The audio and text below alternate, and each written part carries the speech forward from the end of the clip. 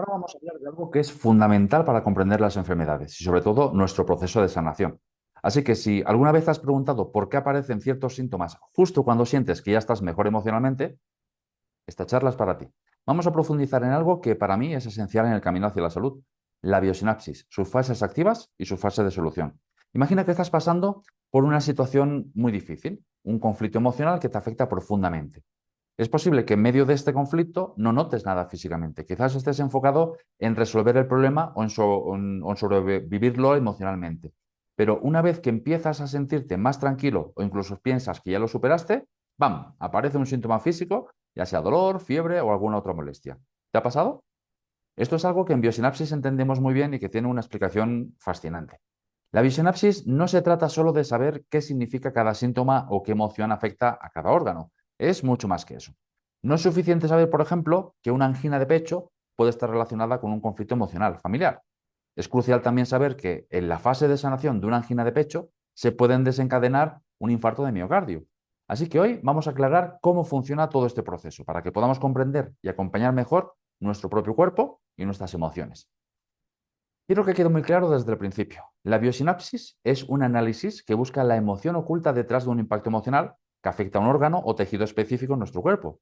Ahora, también quiero dejar claro qué cosas no trata la biosinapsis. Hay tres cosas que no se pueden abordar desde esta perspectiva. Envenenamientos, accidentes y defectos de nacimiento.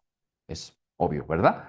Todo lo demás sí puede tener una raíz emocional que podemos investigar y entender. Para entender las fases de las enfermedades, tenemos que conocer algunos conceptos básicos de biosinapsis. Primero, hablemos de un término que es esencial, la normotonía. Este es nuestro estado de normalidad, ¿bien? Donde nuestro cuerpo y nuestra mente están en equilibrio. Vivimos en normotonía cuando no estamos enfrentando síntomas graves ni conflictos emocionales profundos. Dentro de este estado, nuestro sistema nervioso autónomo, que es el que regula nuestras funciones internas, se divide en dos etapas, simpaticotonía y vagotonía.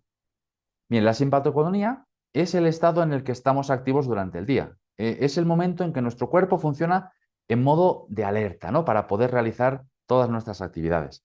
Aquí nuestros procesos biológicos, como la digestión, la respiración y el ritmo cardíaco, funcionan pues automáticamente. Estamos enfocados en nuestras tareas, en el trabajo, en el estudio, y nuestro cuerpo responde a esa actividad. Ahora, en el caso de la vagotonía, es el estado en el que entramos cuando nos relajamos o dormimos, generalmente de noche. Aquí nuestro cuerpo descansa y nuestras funciones biológicas bajan su intensidad. Si estamos durmiendo, incluso nuestro ritmo cardíaco se desacelera, ¿verdad? Hasta aquí estamos en una vida normal, bien, en equilibrio. Pero, ¿qué sucede cuando llega un conflicto emocional fuerte? Bueno, supongamos que estamos viviendo en normotonía, o sea, una fase normal, y de repente experimentamos un conflicto emocional muy intenso, algo que nos afecta profundamente. En ese momento dejamos el estado de normotonía y entramos en lo que llamamos la fase activa del conflicto. Esta fase altera completamente nuestro ritmo biológico, afectando nuestra digestión, respiración, ritmo cardíaco y hasta el sueño. Nuestro cuerpo detecta que algo no está bien y activa una respuesta biológica para enfrentar ese impacto. Aquí es donde comienza el programa biológico de la enfermedad, que en realidad es el cuerpo tratando de avisarnos de que algo emocional no ha sido gestionado. Este conflicto afecta a nuestra mente, nuestro cerebro y un órgano específico al mismo tiempo. Es una reacción en cadena, ¿verdad? El impacto emocional activa el programa, nuestro cerebro lo procesa y nuestro cuerpo lo somatiza en un órgano. Ahora, ¿cómo experimentamos esta fase activa? A nivel psicológico, esta fase activa la vivimos con estrés. La mente se enfoca obsesivamente en el conflicto. Es difícil dejar de pensar en lo que pasó, en lo que dijimos o lo que nos dijeron. A nivel de nuestro cuerpo, esta fase de estrés se llama simpaticotonía constante. ¿Qué significa esto? Que estamos en alerta todo el tiempo, como si fuera de día, y eso altera nuestro ritmo biológico. Es posible que experimentemos insomnio, pérdida de apetito, presión elevada e incluso frío en las manos y en los pies. Esta fase activa también se conoce como la fase fría. ¿Por qué? Porque en medio del estrés los vasos sanguíneos se contraen, lo que provoca síntomas como manos frías, temblores o escalofríos. Nuestro cuerpo se mantiene en un estado de alerta para que podamos responder al conflicto, lo que genera estas sensaciones físicas. Ahora, uno de los descubrimientos más importantes en biosinapsis es el foco de Hammer. Cuando sufrimos un impacto emocional, este deja una marca en una zona específica del cerebro. Esta marca, que se puede ver en una tomografía computerizada, que se conoce como un TAC, aparece como círculos concéntricos, ¿no? Similar a una diana de tiro. justo en la región cerebral correspondiente al órgano afectado por la emoción. La localización y el tamaño de esta marca pues dependen de la naturaleza y de la intensidad del conflicto. Esto es increíble, ¿verdad? Literalmente podemos ver cómo un impacto emocional deja huellas visibles en nuestro cerebro y conecta directamente un órgano o tejido en el cuerpo. Dependiendo si el órgano está dirigido por el cerebro antiguo o el cerebro nuevo, que veremos más adelante, puede haber multiplicación celular o decremento celular, lo que resulta en diferentes tipos de síntomas o enfermedades. Ya hemos hablado de cómo se desarrolla la fase activa del conflicto y de los cambios que nuestro cuerpo experimenta en ese estado de alerta constante.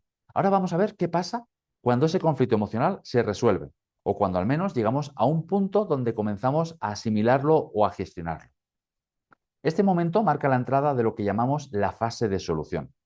Durante esta fase, el organismo empieza a revertir todo lo que había alterado para enfrentar el conflicto. Es como si el cuerpo respirara aliviado, ¿no? Y comenzara a reparar los daños causados por el estrés. Pero aquí es donde muchas personas se confunden, ya que es en esta fase cuando suelen aparecer los síntomas físicos. Sí, justo cuando creemos que ya estamos bien. Ahora, ¿qué ocurre en el cuerpo durante la fase de solución? Cuando el conflicto emocional comienza a solucionarse, el sistema nervioso pasa a un estado de simpaticotonía, o sea, a un estado de alerta, a un estado de o sea, de un estado de simpaticotonía a un estado de vagotonía, o sea, de un estado de alerta a un estado de relajación. Nuestro cuerpo empieza a enfocarse en reparar y regenerar los tejidos afectados. Es como si tuviéramos una fase de reconstrucción y este proceso de sanación puede generar síntomas que muchas veces interpretamos como la enfermedad misma. Por ejemplo, una persona que ha estado en una situación de gran tensión laboral puede desarrollar úlceras estomacales durante la fase activa del conflicto. Pero una vez que resuelve esa situación laboral, quizás al cambiar de trabajo o superar el estrés, puede experimentar dolor en el estómago intenso y fiebre, como una reacción de sanación. Así es como el cuerpo comienza a regenerar el tejido estomacal dañado por el estrés prolongado. Esta fase de solución suele dividirse en dos etapas, la fase de curación y la fase de crisis de solución. Vamos a explorar cada una de ellas para entender bien cómo funciona el proceso de sanación. Empezamos con la fase de curación. En la fase de curación, nuestro cuerpo entra en un estado de reparación. En este momento, el sistema nervioso autónomo está en vagotonía, por lo que el cuerpo se relaja y disminuye los síntomas de estrés.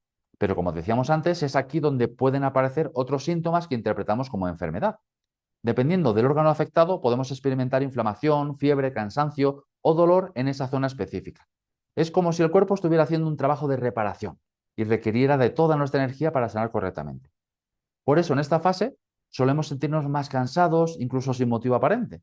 Nuestro cuerpo está poniendo toda su energía en reparar los tejidos dañados y en restablecer el equilibrio.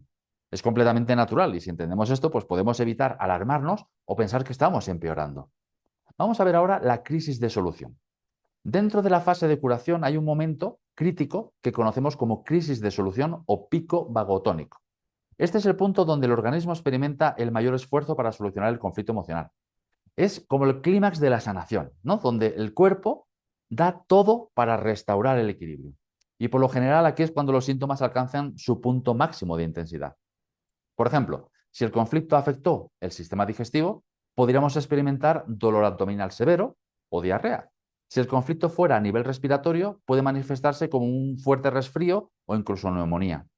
La crisis de solución es el último y gran esfuerzo de nuestro cuerpo antes de llegar a la fase final de sanación. Ahora, ¿qué papel juega el cerebro en la fase de solución? Bien, el cerebro es el centro de mando de todo este proceso. En la fase de solución, el foco de Hammer en el cerebro comienza también a sanar. Si en una tomografía este foco se veía como una diana de círculos concéntricos durante la fase activa del conflicto, ahora en la fase de solución, ese mismo foco se verá más claro y menos marcado. Esto indica que el cerebro está resolviendo la huella dejada por el conflicto.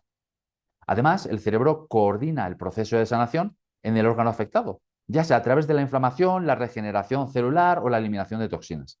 Este es un proceso realmente increíble, ya que muestra cómo nuestras emociones, el cerebro y el cuerpo están interconectados de manera directa y constante. Es increíble.